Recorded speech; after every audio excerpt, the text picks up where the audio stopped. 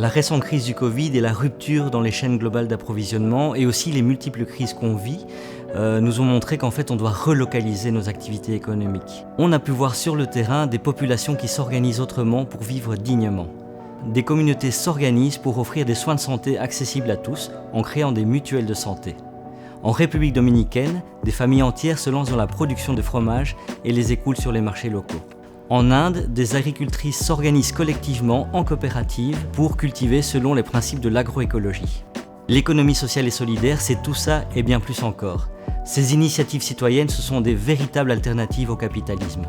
Elles sont axées sur les besoins des populations et elles redistribuent équitablement les revenus parmi les coopérateurs. C'est vraiment une source de justice sociale. L'économie sociale et solidaire permet aussi de promouvoir l'accès à la protection sociale universelle. Et ça se passe dans 76 pays avec 3300 coopératives qui bénéficient à des centaines de millions de gens qui ont ainsi accès aux soins de santé.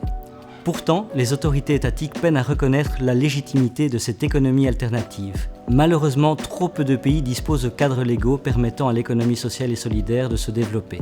En effet, seulement 20 pays ont franchi le pas jusque maintenant.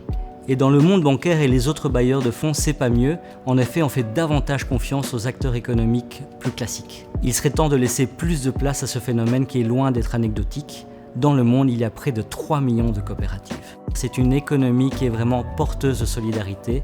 On doit s'engager.